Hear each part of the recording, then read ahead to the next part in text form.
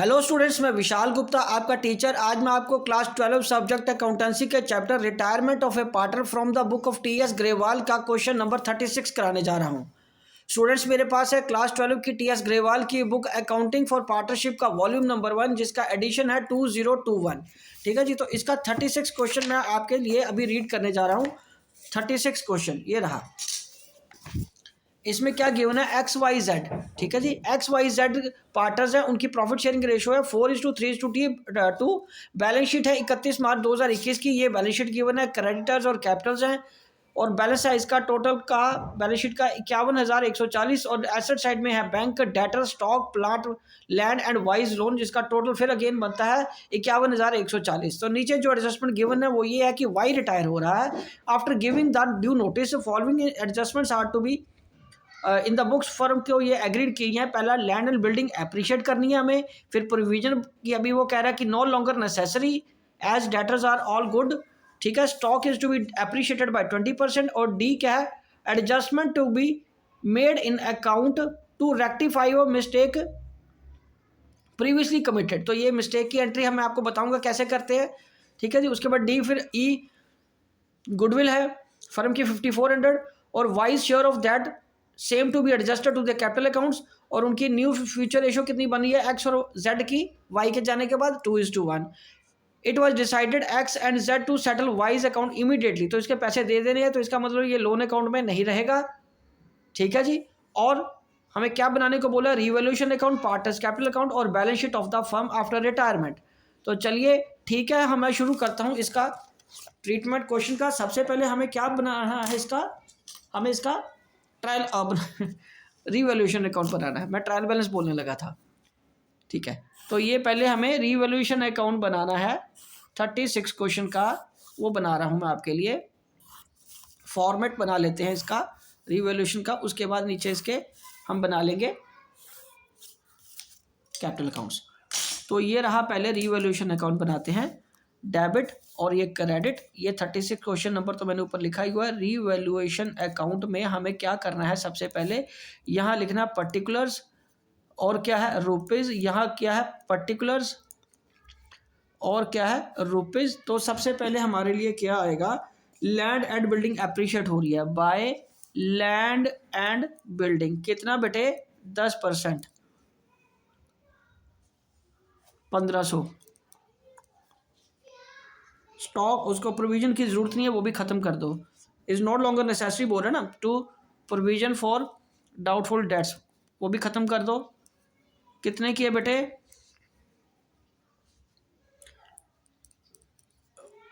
105 की। और bye stock कितने का है, स्टॉक कितने का, 20%।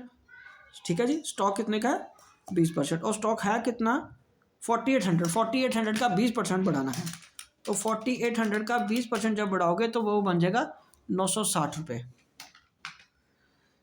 ठीक है जी, ये सारी एंट्रीज थी। और ये तो आई थिंक देखने से ही लग रहा है कि ये प्रॉफिट आएगा। तो इसका टोटल करिए, ये आ गया 960 जमा 105 जमा 1500। तो ये आ गया 2565 2565 2565। तो यही हमारा प्रॉफिट है, क्योंकि और कुछ आगे इधर गिवन ही नहीं है। डेबिट साइड में 2 आ जाएगा, gain transferred to partners capital accounts. ठीक है बेटे, तो उनके पार्टनर के नाम क्या है, एक्स वाई एंड जेड। और उनकी रेशो क्या है, 4 3 एंड 2, 4 3 7 2 9। ठीक है, 2562 divided by 9 into 2, 570 divided by 2 into 3, 855 divided by 3 into 4, 1140। Okay जी।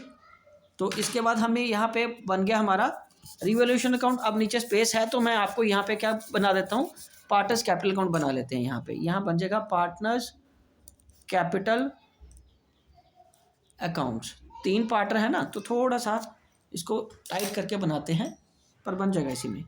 तो ये रहे पार्टनर्स के कैपिटल अकाउंट, 3 बनाने हैं हमने।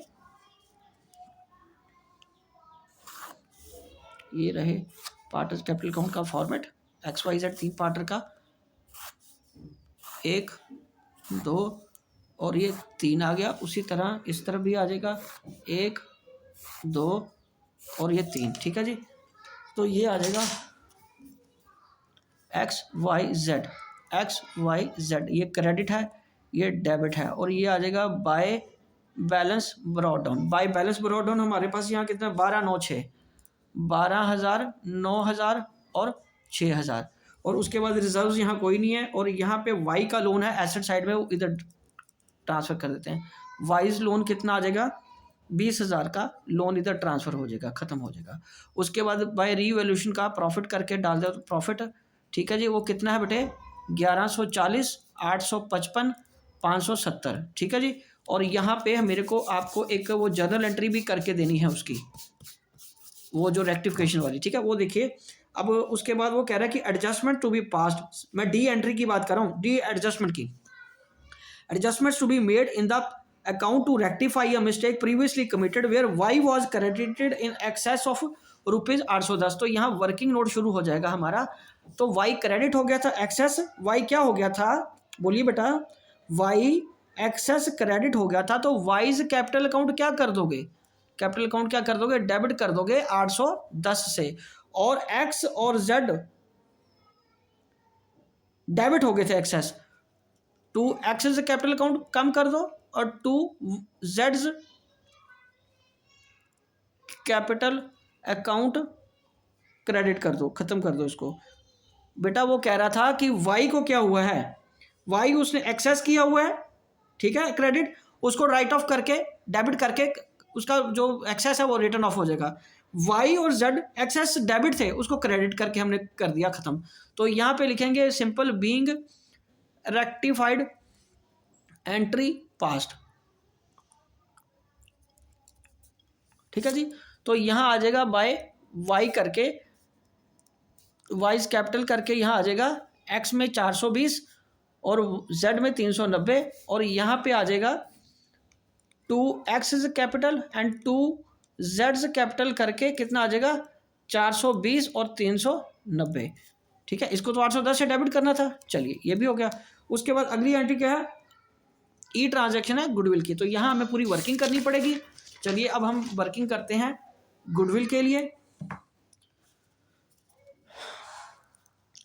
Calculation of goodwill for Y.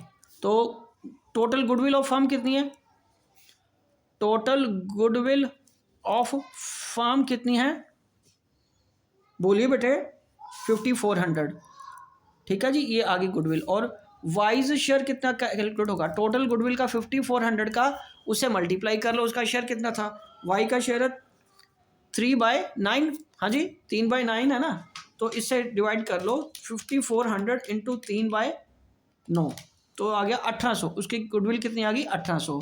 अब पहले मैं लिखूंगा ओल्ड रेशो कितनी है, क्योंकि गेनिंग रेशो निकालनी पड़ेगी ना, और गेनिंग रेशो के लिए एक्स वाई और जेड, एक्स वाई जेड की कितनी रेशो है यहाँ पे 4 3 और 2, और एक्स और जेड की न्यू रेशो क्या है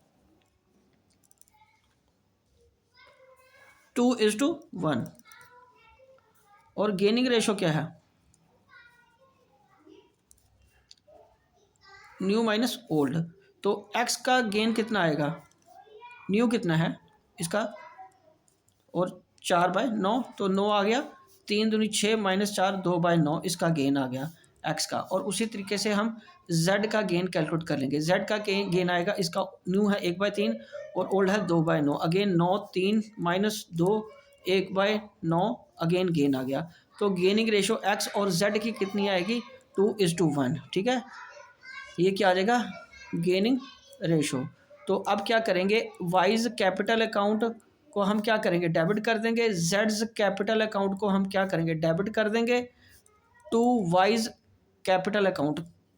तो यहाँ पे आ जाएगा 1800, और ये किस में जाएगा, किस रेशो में जाना है इसको, 1800 हमने 1800 को एक्स के लिए जाएगा इंटू 2/3 में, और जेड के लिए जाएगा 1800 इंटू 1/3, यह आएगा 900, और ये 1800 600 और ये 1200, ठीक है जी, ये 1200 और ये 600 आ जाएगा। और यहाँ लिख लेते हैं being adjustment entry for goodwill past, ठीक है जी। और इसकी हम इधर पोस्टिंग कर देते हैं।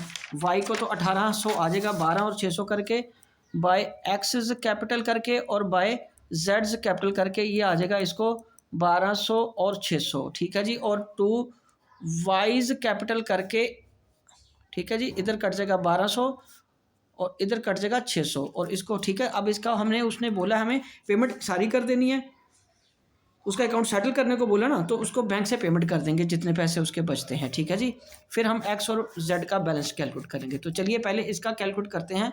रादर इससे मेरे को क्यों लग रहा है इससे पैसे देने नहीं, इससे पैसे लेने बन जाएंगे, क्योंकि अगर आप देखो तो 20,000 तो उसका उसी साइड में है, ठीक है, 20,000 के साइड में ये रहा। तो मैं इसका टोटल कर रहा हूँ 20,420 जमा 390, ठीक है। माइनस कर दो इसका 9,000 माइनस 855 माइनस 1200 और माइनस 600, तो हमारा ये 9155 उल्टा उससे पैसे लेने निकल रहे हैं। क्योंकि हम, उसने क्या कहा था सेटल करना, हम ज़्यादातर क्या करते हैं इधर ही टू बैंक अकाउंट लिखते हैं ना, बट यहाँ पैसा नहीं निकल रहा क्योंकि यहाँ तो ऑलरेडी डेबिट साइड ज़्यादा आ रही है, तो क्रेडिट में उससे पैसे हमने लेने हैं। ये एक अलग तरह का केस आ गया। तो 9155 करके ये आ गया। 20,000 यहाँ पे ये कर लो जमा 420 जमा 390, ये आ जाएगा 20,810। 20,810 उसमें से ये रकम सारी माइनस कर देते हैं। 9,000 भी माइनस कर दो, 855 भी माइनस कर दो, 1200 भी माइनस कर दो, इसमें से 600 भी माइनस कर दो। ये पैसा अब उससे उल्टा लेने निकल रहे हैं, उससे पैसे ये लेने हैं हमने, ठीक है जी। मैंने यहाँ टू बैंक लिखा था क्योंकि ज़्यादातर क्या होता है कि जो भी पार्टनर जा रहा होता है, रिटायर हो रहा होता है, हमें उसको पैसे पेमेंट करनी होती है। और उसने भी यही बताया था कि इमीडिएटली सेटल कर देना वाइज अकाउंट। तो सेटल करने का मतलब हम तो यही समझते हैं कि यहाँ पेमेंट करेंगे, बट उल्टा पैसे लेने निकल रहे हैं यहाँ से। ये देखिए ना, डेबिट साइड में 20,000 है, वहाँ तो सिर्फ 9,000 छोटी छोटी आइटम्स हैं, तो इसलिए यहाँ से हमें काट के यहीं लिखना पड़ेगा। और अब बाकी एक्स और जेड का हम क्या करेंगे, balance carry down, balancing figure यहाँ निकालेंगे। तो 12,000 जमा 1140 जमा 420, ये आ जाएगा 13,560 माइनस 1200, ठीक है, 12,360। तो 12,360 इसका रिमेनिंग बैलेंस आ गया, ठीक है जी। उसी तरह 6,000 जमा 570 जमा 390, ये आ गया 6,960 माइनस 600 मैं कर देता हूँ, तो क्या आ जाएगा 6,360। 6,360 यहाँ पे आ जाएगा हमारा जेड का बैलेंस। तो अब हमें क्या कैलकुलेट करना है, अब हमें प्रिपेयर करनी है बैलेंस शीट। तो मैं आपको बैलेंस शीट प्रिपेयर करके देता हूँ। यहाँ पे हमें फॉर्मेट बनाना पड़ेगा बैलेंस शीट का। चलिए बना लेते हैं फॉर्मेट।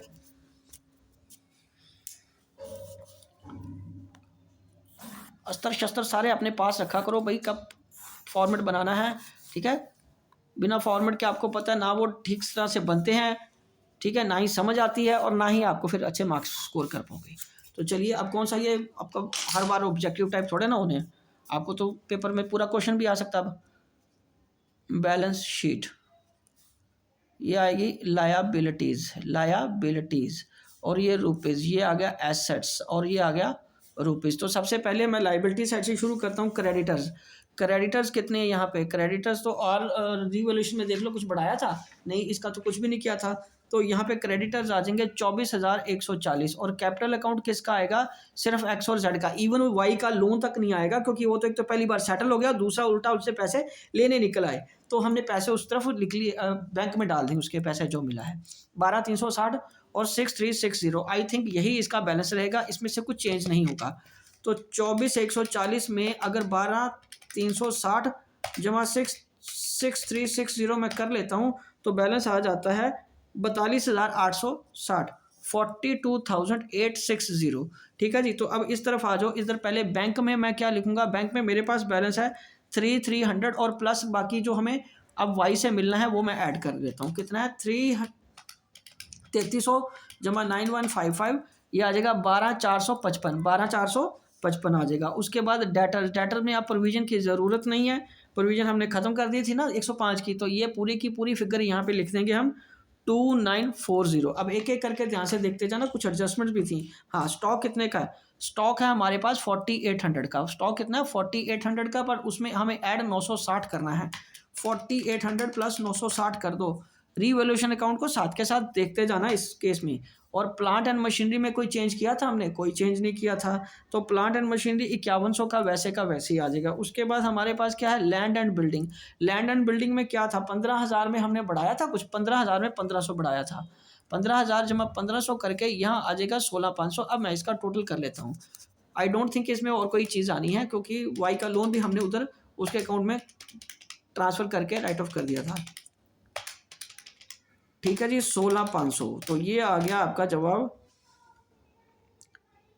42,755। ये कितना आ गया? बैंक का कितना बैलेंस था उसका? 9155 और 105 वो भी ख़त्म हो गया। तो यहाँ पे सॉरी ये फिगर चेंज करनी पड़ेगी मेरे को। यहाँ 3045 आना है। 30 मैं काट के दोबारा लिख देता हूँ। डेटर्स की फिगर मैंने गलती से दूसरी लिख दी। यहाँ आना है 3045। ओरिजिनल फिगर ही आनी है 3045। ठीक है जी, कितनी फिगर आनी है? 3045। वो मैंने गलती से वो 32940 वाली लिख ली। 12,455 जमा 3045 हमें उससे बिफोर वाली लिखनी थी, जमा 5100 जमा 16,500।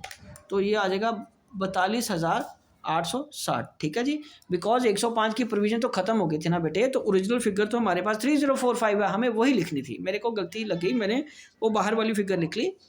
ठीक है, हमें बिफोर प्रोविजन वाली लिखनी है 3045। ठीक है, उससे ये बैलेंस हमारा ठीक हो गया। ये आ गया 42,860 और ये आप अपनी बुक के साथ आंसर मिला लीजिए। चलिए मैं एक बार आपको ये क्वेश्चन दोबारा दिखा देता हूँ। ये देखिए स्टूडेंट्स, 36 क्वेश्चन में सबसे पहले हमारा क्या बनेगा? रीवैल्यूएशन अकाउंट बनेगा। सबसे पहले क्या बनेगा बेटे? रीवैल्यूएशन अकाउंट बन गया। उसके बाद हमने क्या बनाना है? Capital account. बट जब हम कैपिटल अकाउंट बनाएंगे उसमें थोड़ा सा चीज़ एक नहीं आएगी। एक तो रेक्टिफिकेशन की एंट्री नहीं है, ये जो मैंने वर्किंग नोट में करके दी है। दूसरा गुडविल का तो ट्रीटमेंट आपको पता ही है कैसे आना है। गुडविल यहाँ गिवन होगी, उसमें वाई का शेयर निकाल लीजिए। न्यू और ओल्ड रेशो गिवन है। गेनिंग रेशो के हिसाब से आप क्या करोगे? गेनिंग रेशो के हिसाब से आप ये एंट्री पास कर दोगे और उसकी यहाँ पोस्टिंग कर दोगे।